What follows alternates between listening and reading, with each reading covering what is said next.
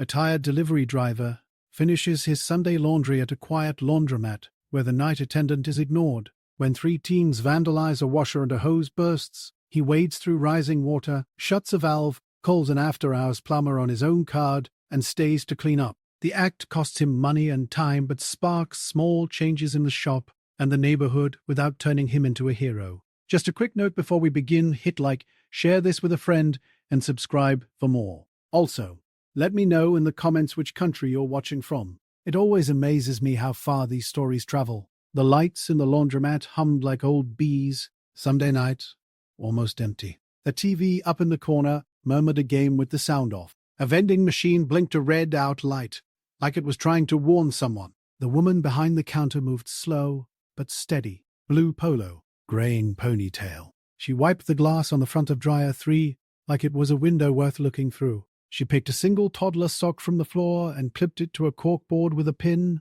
The board already held 5 lonely socks and 1 mitten. She set a little bowl of mints out next to the register. No one took one.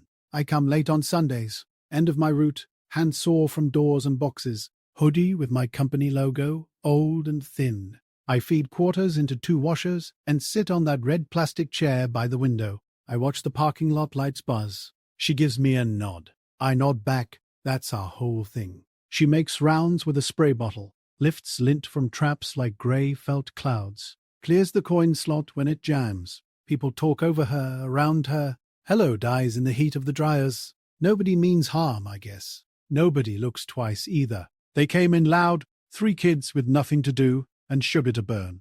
Hoodies, caps, big steps like they wanted the floor to feel it. One had a football. One had a plastic drink from somewhere, the lid pushed in with his thumb. The leader had a buzz cut and that look some kids wear like armor. He slapped the side of a machine and laughed.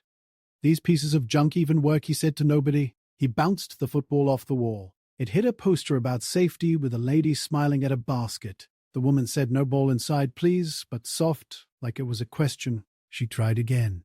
"We close the back door at 10. She pointed toward the sign. "Relax, Auntie," the boy with the buzz cut said. He tilted the drink and dripped sweet tea on the floor to show he could. His friends laughed. The tea made a little amber lake that slid under a basket of folded towels that weren't theirs. A mom with a sleeping baby shot them a look that got ignored. The mom changed washers with one arm. Her other arm held her kid like a sack of flour. The coin machine clicked and whirred, and then clicked again. A boy in headphones banged its side for luck. The first kick hit the side of washer 12, and the hose behind it let go. It was a quick sound, like something coughing, and then a stream of water turned into a spray. Warm water hit my shins before I could stand. The floor changed from dull to mirror.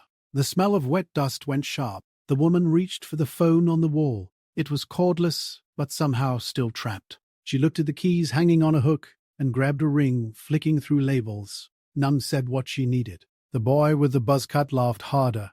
"Yo, free indoor pool." He jumped back on the bench to save his shoes. Water ran toward the quarter machine. The mom with the baby lifted her basket onto a table, socks sliding off. The woman said, "Please, don't touch anything," but she was already stepping into the water in her canvas shoes. She left little wet half-moons behind her. The red light on the soda machine reflected on the floor. It looked like a little fire going out. I set my phone face down and stood up. I could leave. I could do my clothes at home in the sink and hang them on a chair again. My shoes were already wet. My feet were cold. My next morning was full. My boss was not a fan of surprises. Instead, I took 2 big steps and stood between the boys and the coin machine. "Help or go," I said. I didn't yell. My voice came out low, like it does when I'm too tired to fake friendly. I pointed at the mop closet. Buzzcut stared at me like he was picking a movie. "You gonna make me?" One of his friends shifted like he thought maybe yes. "Camera's on," I said, and glanced up at the lens that was dusty but not dead. I didn't know if it recorded. I took my phone from my pocket and snapped a picture of their shoes and the scooter parked outside, not faces. "Enough.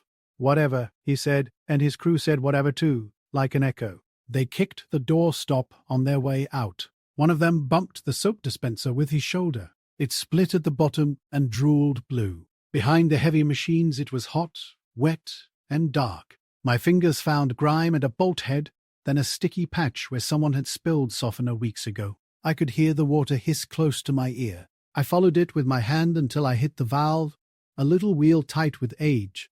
Lefty loosey, I said to myself, and then remembered water once the other way. I twisted until my wrist clicked. The spray stuttered. I went harder.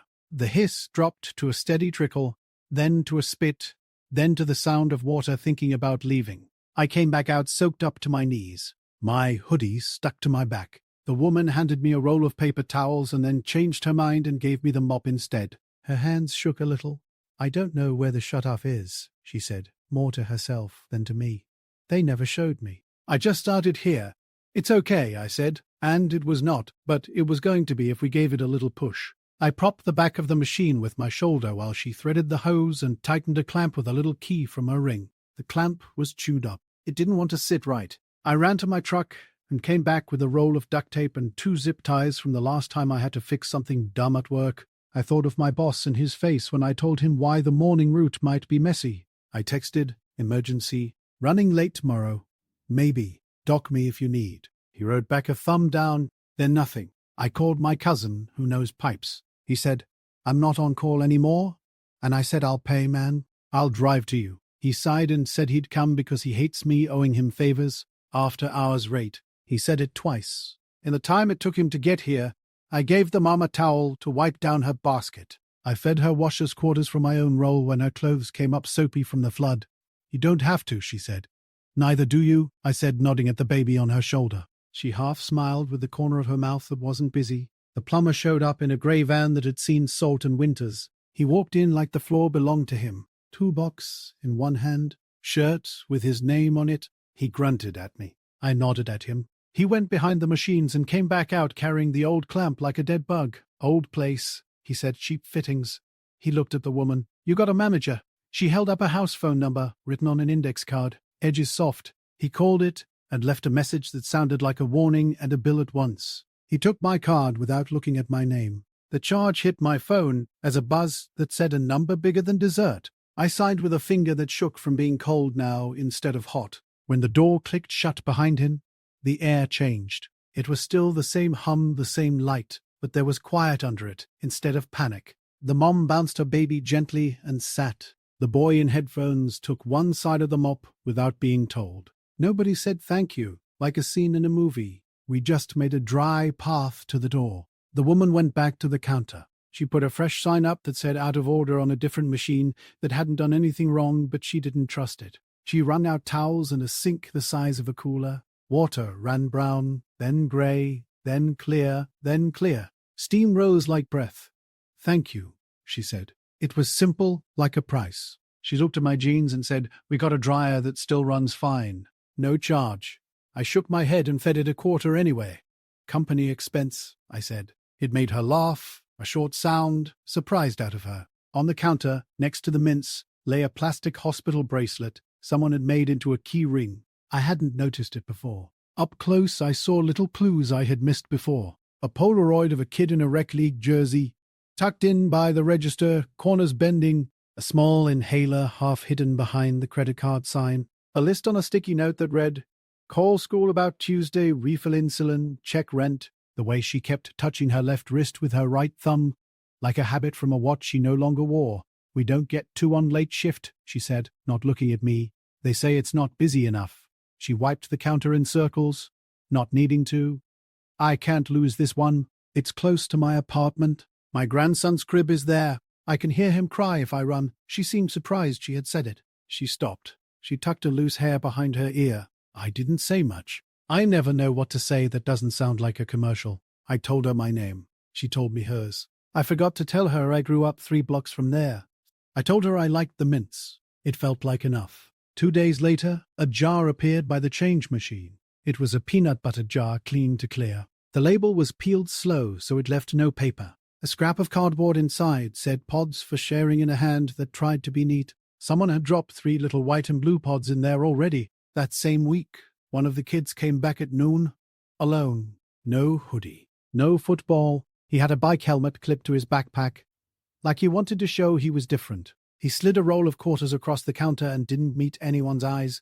For, the mess, he said, and left before the woman could say yes or no. She kept the roll under the register and didn't spend it that day, or the next. The manager, usually just a name on a typed schedule, actually showed up. He fixed the door stop. He signed for a new clamp and a valve with real teeth. He put in a buzzer, so after 10 the door had to be buzzed open. He added a second name to the late shift schedule for Fridays. It wasn't much. It felt like something that might grow if it didn't get stepped on. A guy who always wore earbuds started taking one out when he came in. The mom with the sleeping baby left a pack of dryer sheets by the mints with a note that said, "Take one if you're short."